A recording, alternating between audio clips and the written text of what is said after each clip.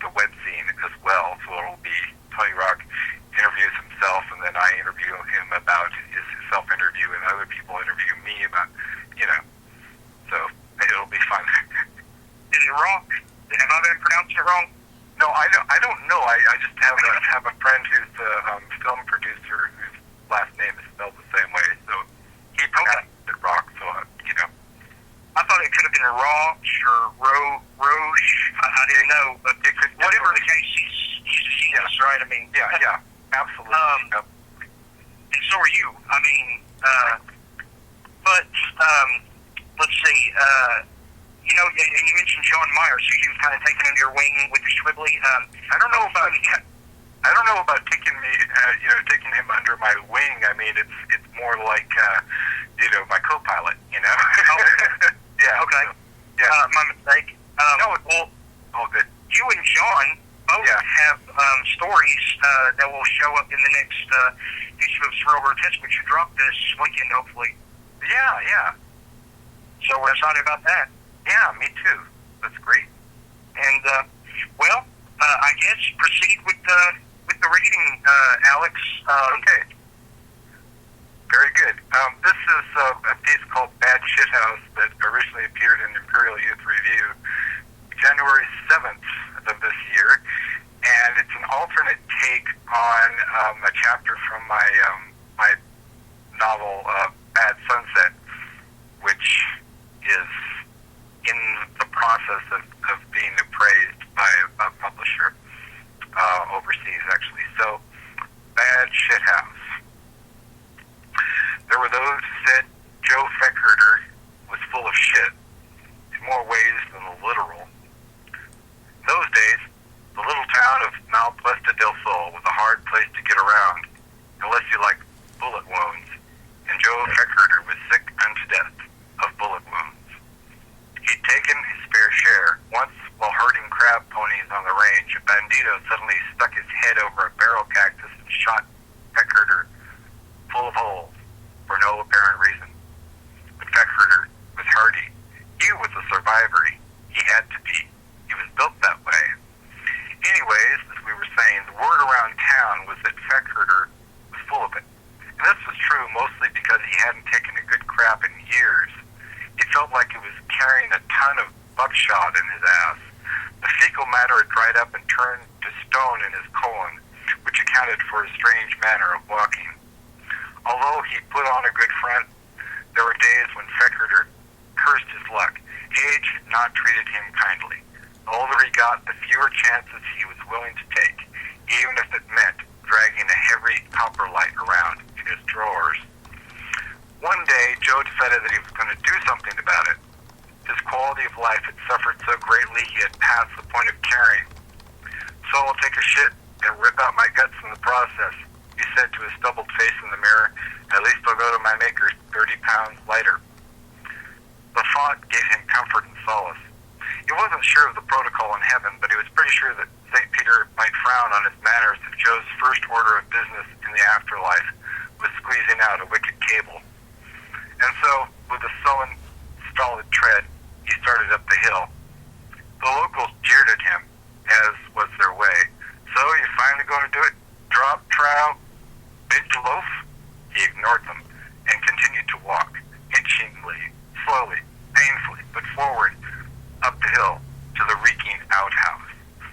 And then he had arrived. He hesitated half a second as they took in the scene, the run-down state of the shit shack, lying now no more than a pile of 2x4s stacked in a loose simulacra of an outhouse. But better a hole in the ground than even a day more of this load-bearing madness, thought Joe.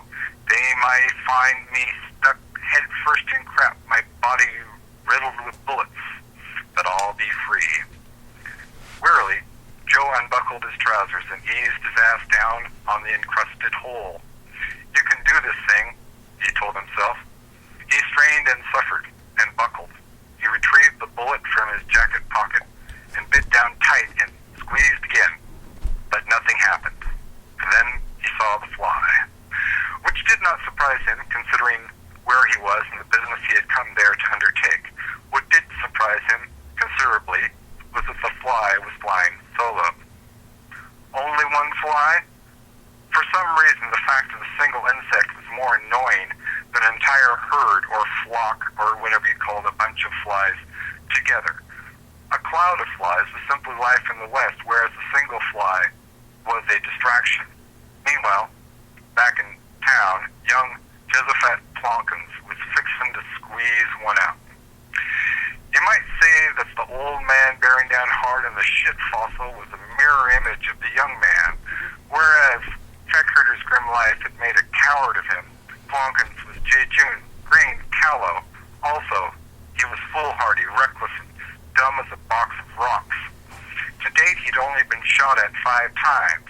He was a regular sight down at the El Royale Saloon, losing his weekly pay to the poker reptiles and pool wolves, the whiskey queens, and the opium raccoons. Plonkins didn't heed his elders when he roared, "I'm going to take a shit today," and they yelled back, "and died doing it." He simply laughed hard.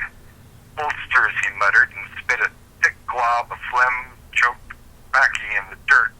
"A man has got to do what a man has got to do, and this man has got to go."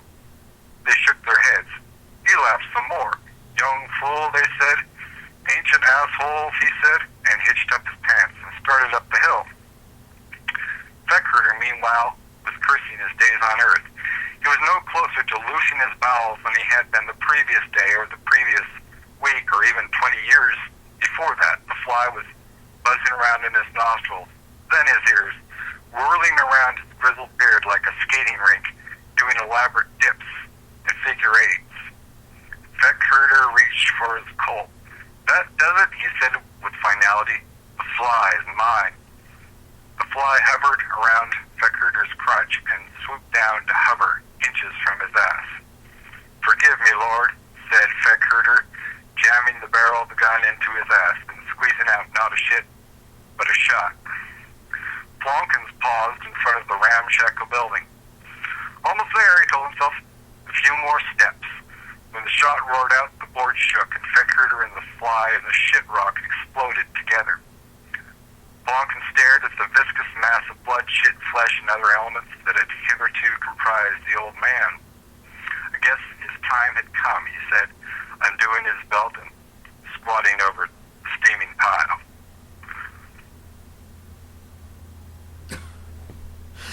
Okay. Bad shithouse. Wow. I wasn't sure if you were done yet. It originally appeared in the Imperial Youth Review, right? Yes, it did. Okay.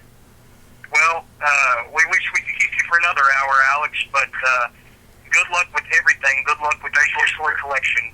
Matador of Mirrors. Yes. The Schwibbly Press issue for winter coming up. Right. Your Axis of Evil heavy metal anthology, Bumping Noses and Cherry Pies, Bad Sunset. I'm sure you will find a home for that one. And anything else? That's sufficient for the day. Yeah, I think. All right, you're doing a great job, and I know we haven't heard the last of you. Thank you, Alex. Thank you. All right, and we'll be right back.